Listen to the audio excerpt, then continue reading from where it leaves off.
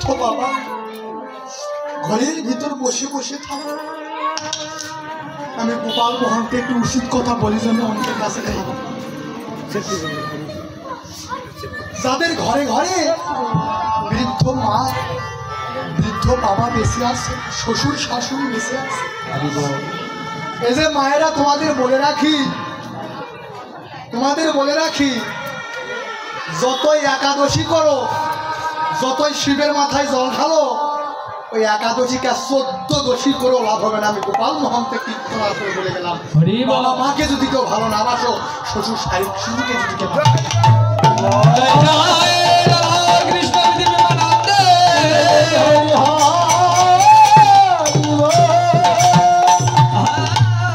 যতই উপাস কাবাস করো, যতই ব্রত পালন করো রে বাবা, পিতা মাতাকে যদি কেউ কষ্ট দেয়, কর্মধারিণী মাতাকে কষ্ট তাদের কোনো উপাস কাবাস করে কোনো লাভ নেই। কেন? আমার গৌরাঙ্গ মহাপ্রভু তো সে নিজে ভগবান, সে ইচ্ছা করলে কি সন্ন্যাসে নিজের ইচ্ছায় চলে যেতে পারতো না? সে ভগবান হয়েও বলেছিল আমার মায়ের অনুমতি দরকার। শেষমেশ কোটির বেশে আমার মহাপ্রভু অনুমতি নিয়ে চলে গেল সন্ন্যাসে। বাবা রে, একটা সন্তানকে গর্ভ ধারণ করতে যে কত জ্বালা, কত পীড়া, কত কষ্ট, একমাত্র মা বাবাই জানে। মা বাবাই জানে যে একটা সন্তানকে গর্ভে ধারণ করা যে কত কষ্ট, কত যে পীড়া, কত যে জ্বালা। আর সেই পিতা মাতাকে আমরা ভুলে যাই কখন? এই যে এখন ঘরে ঘরে এসেছে কি বৌমা, একটাও বোমা নয়, এটা বোমা বোমায়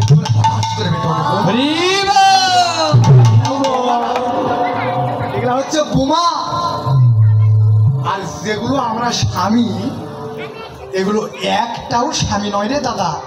সবগুলা এগুলা কি হয়েছে জানো? সবগুলা হয়েছে আমরা হচ্ছে আসামি। একটাও স্বামী হয়নি, সব হয়েছে আমরা আসামি। সব হয়েছে আমরা আসামি। কেন?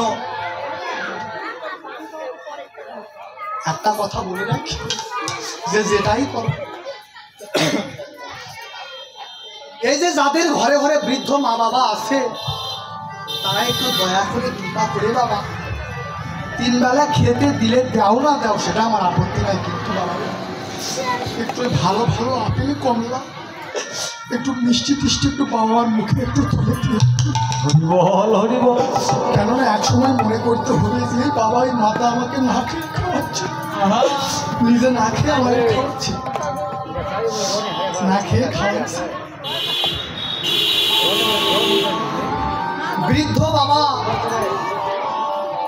এই কথাটা আমি প্রায় আসরেই তুলে ধরি। কেন জানেন? প্রায় আসরেই তুলে ধরি। এই আলোচনা আমি বগুড়া করেছি, ঠিক এখানে তো করি না, আপনারা তো জানেন না। এই জন্য প্রায় আসরে কথাটা তুলে ধরি। কেন? আমাদের আগে জানতে হবে, বুঝতে হবে, জ্ঞানকে অর্জন করতে হবে। আমি প্রথমেই বলেছি, জানার নামই ধর্ম নয় রে মন, শোনার নামই ধর্ম নয়, মানার নামটাই হলো ধর্ম। হরি বল, হরি বল। মানার নামটাই হলো ধর্ম।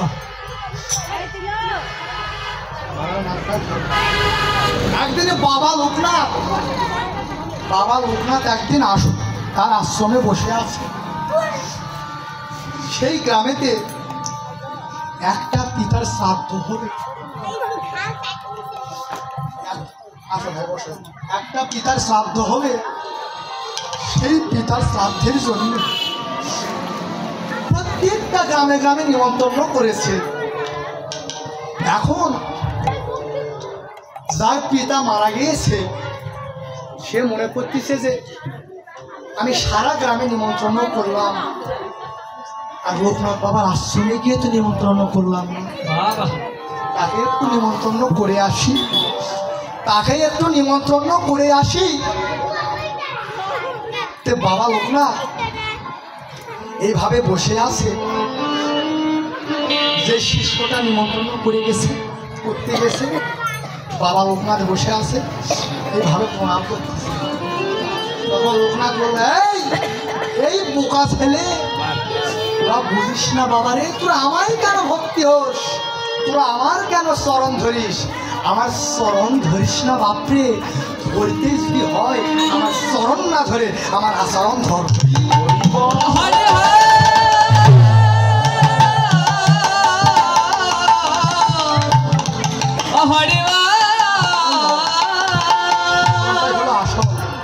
এই জন্য বলেছে যে চরণের ঊর্ধ্বে চরণে নয়, যেই চরণে ভক্তি দিলে আমার কৃষ্ণের প্রতি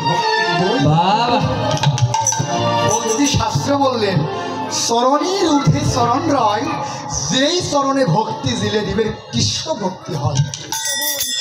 চরণ 5 প্রকারের চরণ আছে। যাদের কাছে খাতা আছে তারা কলম দিয়ে লিখে নাও, আর যাদের কাছে মোবাইল আছে রেকর্ডিং করে নাও। কি কি চরণ পরীক্ষায় আসতে পারে যে আমাদের চরণ কয়টা? আবার ভক্তি শাস্ত্রে আর একটাও বললেন, ভাত কখনো প্রসাদ নয় আর পাও কখনো হচ্ছে চরণ। তাই বলল চরণের ঊর্ধ্বে চরণ রয়, যেই চরণে ভক্তি দিলে জীবের কৃষ্ণের ভক্তি উদয় হয়। কি কি চরণ? চরণ কিন্তু 1 প্রকার নয়, চরণ হচ্ছে 5 প্রকার। 5টা চরণের নাম আছে। কি? একটা হচ্ছে যুগল চরণ,